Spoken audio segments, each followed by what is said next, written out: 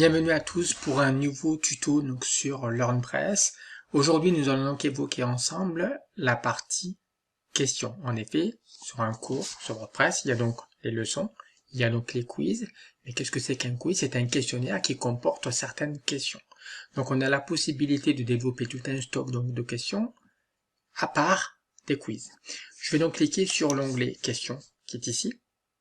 Et je vais donc retrouver l'ensemble des questions relatives en fait à mon quiz. D'accord? Je peux retrouver en effet donc les questions qui sont donc marquées ici et après ici le quiz auquel est rattachée donc la question concernée. En l'occurrence la question 11. Je peux cliquer ici pour afficher le quiz. D'accord? Imaginons que j'affiche le quiz. Il va donc s'afficher, etc., avec les questions. Là, on est sur un module de test. Revenons en arrière. Vous avez ici la question numéro 11. Allons voir qu'est-ce qu'il y a derrière cette question numéro 11. Cette question numéro 11 va donc s'ouvrir.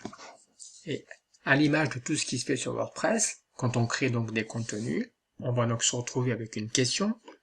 Cette question comporte un titre. Voilà, qui est ici, question 11. Cette question comporte un descriptif qui est ici. Et puis après, en dessous, vous avez donc le différent texte donc, de la question, avec, pour chaque question, on n'a pas donc la bonne réponse. D'accord? Voilà. On est donc ici sur un questionnaire, un faux questionnaire, une fausse question de type choix unique, mais on pourrait très bien changer et basculer sur soit un choix multiple, soit une question de type vrai ou faux, ou alors une question en fait où il faut remplir. Voilà. D'accord? Voilà pour la question numéro 11. Imaginons que vous modifiez donc la question. Vous modifiez par exemple la bonne réponse qui est ici. Il ne faudra pas oublier, naturellement, de mettre à jour cette question-là. Cette question qui est relative, je l'ai expliqué tout à l'heure, au quiz numéro 1. Question 11, quiz numéro 1. En dessous, dans la partie basse, toujours, vous avez le descriptif par rapport à cette question.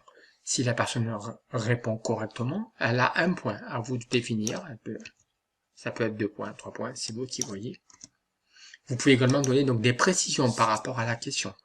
Donner des petits indices, comme c'est marqué en dessous, des indices par rapport à la question. Voilà, vous avez la possibilité donc d'apporter quelques précisions pour faire en sorte que l'apprentissage se réalise le mieux possible. Quand vous avez terminé de configurer tout ça, n'oubliez pas de mettre à jour la question. D'accord? Autre possibilité aussi, vous avez la possibilité d'ajouter une nouvelle question. Donc auquel cas je vais donc aller sur l'espace question, le tableau de bord des questions. Je vais cliquer sur ajouter pour ajouter une nouvelle question que je vais appeler par exemple la question 200. Et je vais donc aller ici, tac tac tac, ok, et je vais pouvoir remplir les différents éléments ici, et puis après par la suite faire publier. D'accord? Voilà la question numéro 200. Cette question numéro 200, aujourd'hui, elle n'est pas attribuée.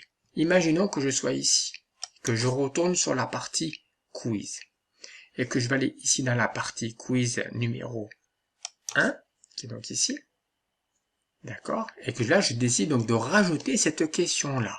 Je vais donc cliquer ici, et là, je vais faire choisir, et là, je vais mettre question qui est ici, la question 200 que je viens de créer, et je vais donc l'ajouter.